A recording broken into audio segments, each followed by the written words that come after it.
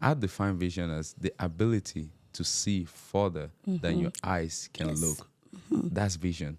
As a leader, you have to have a vision for your people, and you got to see differently. You got to understand that even though there might be challenges today, tomorrow is better than today, and you Yes. got to believe that and have a strong conviction. Because the moment you lost that, even though things might be going well today, like the end is near and it's coming quickly. And if you go away from your vision, sometimes you can't even have the self confidence no more. But the moment I see something coming, and I believe I have a strong conviction that we together we can get there, no matter how tough or difficult it might be. I believe that with my team and everybody I got, we can work together towards attaining that vision. And sometimes it's really tough, like believing that, oh yeah, we're gonna do it. When the trials and tribulations come, they're like, wow, am I really gonna overcome this? And sometimes you're just like, man, God, I need your help. Amen. And that's why you need to know that there's someone who is mightier and greater than you. Amen. And that's we as humans, no matter whether you're an atheist or anybody, I'm not trying to impose my religion on you. I'm just telling you the truth, based on my own unique understanding. You got it. Anyone listening that don't agree with me, you can go do your own research and believe in whatever you want to believe in. But I know that God is real. Amen. God is real. I've seen it several ways in my life, and I know that, man, sometimes you might ask yourself like, oh, do I have the power to do everything by myself? And you can achieve everything and you still feel empty. It's as if you've not done nothing. You do everything, you think, oh, when I attain that goal, I'm gonna be happy. And the moment you get it, you're just like, am I really happy? That's true. You just feel like you want more, you want more, you want more, you want more. And I love the Bible verse that says like your gift is gonna make room for you. Amen. I really believe that. Like you can try to do everything just to impress people, but that's not really your gift. That's right. But the moment you get attached or you believe that That's right. you have a gift and you do everything towards like becoming that person, you're gonna realize that you start walking into rooms that you're like, oh my God, I never knew I'm gonna get into this point. I'm going to get to this level.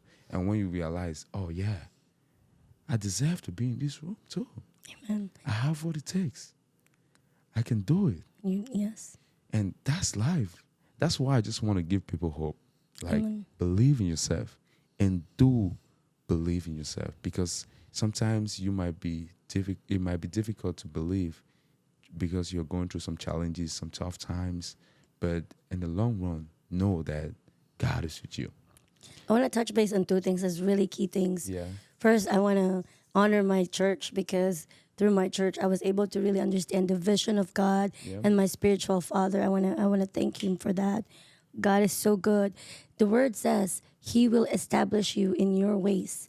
So how is God establishing us in our ways? Through a vision. So God gives you that vision, but that God doesn't give you the whole thing. That's where your faith. That's where your faith. God gave you something. God gave you a small vision. You know the end goal. And in the natural, we have heard this quote, end in mind, end in mind. So you need to know first, where is my ending? What do I want to accomplish? What is the long-term goal? And from here on now, every steps that I take, is it taking me closer to that goal? Now in the spiritual, God gives you a vision. And if it's not aligned what you're doing right now, it's not aligned to the vision that he's giving you, then you might need to take a step back and like reformat, your steps to take to the bigger vision. But God will give you vision. It is your right as a child, right? So that's the most important thing, like based on what you're saying.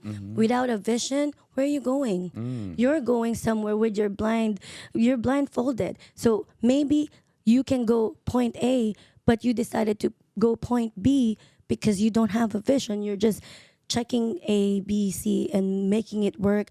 Process of elimination versus, hey, the vision that God gave me is to be really an entrepreneur.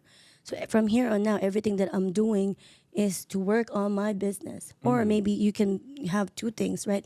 There's always one end goal. What is it? Help people, help churches. What is it? God is gonna give you, and then He will align. He will give you access to people, places, and things to help you. He's not gonna give you a vision and there's no help. The only time we won't get help if we're away from that vision. Wow. I'm glad we're talking about leadership, talking about vision, and talking about gift. Sometimes people will be like, how do I find that gift? How do I find that gift? I know I'm good at singing, I know I'm good at dancing, I know I'm good at running, I know I'm good at playing football. Like, what is really my gift? Like, if someone is asking themselves that question, what are you going to tell the person? A gift is something that you don't think about. You just wake up and it's natural. So I'll tell you one of my, I know that it's me since I was little. I'm motivated. You don't have to tell me to wake up and make money. You don't have to tell me that I need to read a book. I will do it because I want to be better. So motivation, right? So imagine you're hiring a leader that's not motivated. You have to give them list of tasks in order to get them from point A to point B, versus somebody who's motivated. You don't even need to give them a task. They already have a task, but they will come up to you and say, here are my to-do list. Do you agree with this? Any feedback on this? But it's something that is easy because you were born with this through the DNA that you have. You possess it. So that's why you don't think about it. That's why you're drawn to certain tasks. You're drawn to certain, like I'm not a mechanic and I'm not attracted to mechanic. But that tells you one of my gifts is not to be as analytical. I am more of a creative person. So with that, I flow. I'm spontaneous, but I don't like a step by step direction. It's not going to work with me. So there's different kinds of gifts. There's different kinds of leadership depending, right? But I think gift is something natural. It just gets better through time. The more you realize it, the more you steer your gift, it gets better. But it's something that you don't have to think about. But can you develop it? Can you strengthen it? Absolutely. From level to level to level. Wow, I like that response. Your gift is natural. And I believe your gift is something that you do best with the least amount of effort. Oh, yes, I agree. Yeah, because like when you gifted at something, someone might find it so like difficult to do. But when with you, it's just like automatic. 5 it's just seconds. Like, yeah, like it's really not hard. It's just like and the person's looking like, man, that's really difficult. And you got to start writing these things down. And that's another thing. People don't write things down. And in order for you to capture that thing on paper, you have to write it down. And the moment you write it down, you realize it sticks. It sticks. And in the long run, you start reading. You might be good at 10 things. But when you're studying yourself and writing a lot of things down, you're going to realize that, oh, this one thing, I'm really good at this thing. And it's all about observing yourself, studying yourself, and doing a lot of self-reflection. That's how you go to the next level. And that's how you find yourself. And a lot of times we just caught up in this world of distractions. We just want to watch TV. We just want to listen to music. We just want to talk to friends. We just want to go to parties. We want to go to the club. And all around it's just noise. And sometimes you don't really have time to meditate or sit back, step back and reflect like, hey, am I really living or am I existing? Wow. What are some of the things that I've been doing that are not taking me towards my goal, towards my vision, towards my aspiration? And how can I step back and realize that, hey, I messed up here. I messed up here. And how can I improve in this area and get to another level that is not going to be just beneficial to myself, but to my community, to my family, to my the people who are looking up to me. Because mind you, there are a lot of people, destiny attached to yours. Exactly. And if you don't live up to that, those people are just going to be, people are just going to sit down and they don't even know what to do. So you got to know that, hey, you're not alone. There are a lot of people who are looking up to you. Yes. And when you fail, you're not just failing yourself, you're failing those people.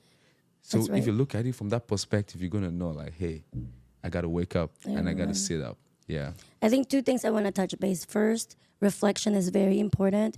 When you do business meetings or the shareholders, Amazon and all this, every quarter they meet and see, hey, where do we need to invest on? Where do we need to cut back on expenses and all these things? It's part of the process. A lot of times, us as human beings, we don't like to reflect. We're scared of looking deeper within our souls and our minds and our bodies. But without reflection, there's no growth. But second, don't beat yourself up. Yes, you reflected. Yes, you've understood that you have made some mistakes. Celebrate the wins, learn from what needs to be worked on, move on. Don't dwell on the mistakes. And then what I want, what you just said, and that's very profound to me. If you knew right now, today, there are 10,000 souls waiting for you to be elevated. So through you, through your company, through your building, they will have a job. Some of them will be CEOs too. Some of them will be the next managers, or their family will grow because of you, right?